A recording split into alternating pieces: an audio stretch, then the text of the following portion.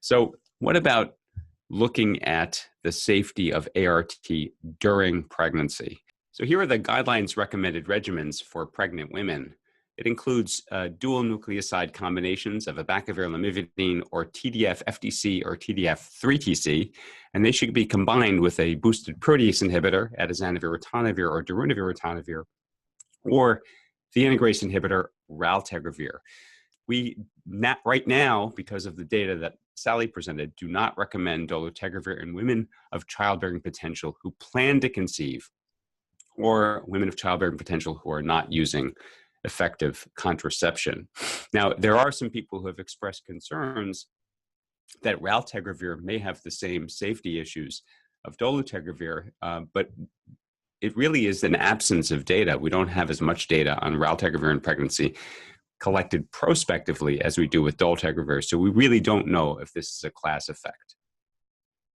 So I wanted to update us on the data from dolutegravir taken at the time of conception and neural tube defects. So after the initial publication of the data that Sally presented, there were two more babies who had neural tube defects. One in an infant who was exposed to dolutegravir started during pregnancy, very early on. It's hard to know whether that's related to this adverse event. And the second was in a woman who was HIV uninfected, and so obviously she did not receive dolutegravir. So this lowered the estimate of neural tube defects in dolutegravir exposed women who conceived while receiving dolutegravir somewhat.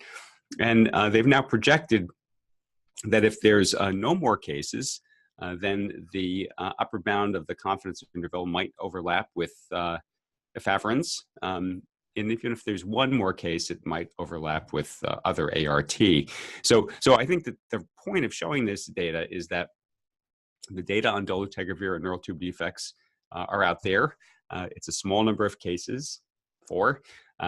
We don't know about causality yet, and I think we really need to await further data before making any definitive conclusions. But for now, some of the cautionary language that I'm going to tell you about in this some coming slides are necessary. I do want to mention a prospective study looking at dolutegravir versus efavirenz in women starting therapy in late pregnancy. Remember, integrase inhibitors lower viral load much faster than any other drug class. And as shown in this figure, the women who started dolutegravir-based regimens late in pregnancy had a faster time to achieving viral loads, shown in those Kaplan-Meier curves, than those starting efavirenz. And indeed, at the postpartum visit, they were significantly more likely to have a viral load less than 50. This might translate into a benefit in rapidly gaining virologic control and diminishing the risk of transmission to the newborn. This is, of course, late in pregnancy. 28 to 36 weeks is way beyond the time when the neural tube has been formed. So the concerns about the safety of dolutegravir in pregnancy here do not apply. So right now, what are the DHHS recommendations for use of dolutegravir in pregnancy? Let's take each of these 4 columns. If a woman is pregnant at less than 8 weeks after her last menstrual period, we recommend switching from dolutegravir to an alternative option, but we would not recommend stopping dolutegravir without choosing an alternative. And the alternatives, choosing the options really are on that slide a couple of slides ago of the recommended regimens. If women are at greater than 8 weeks after their last menstrual period, dolutegravir can be continued, because remember, the neural tube has already been formed, and there's now plenty of data showing that dolutegravir is safe if started during pregnancy. What about women who say they would like to become pregnant and have effective treatment options aside from dolutegravir? I think that one should discuss the options with the patient and switch from dolutegravir to an alternate option if a woman expresses concern about the safety issues of dolutegravir. I would not mandate this. I would sort of discuss the pros and cons and the limitations of the data as best as we can.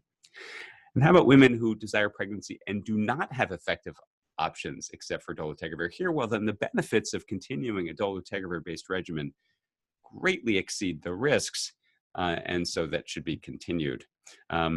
all in all, I think the message that we keep getting over and over from these particular studies and presentations is that the women really have a right to know the risks and benefits and have a right to also make decisions about their own treatment. And dolutegravir, as I've alluded to, is one of our best treatments for HIV today.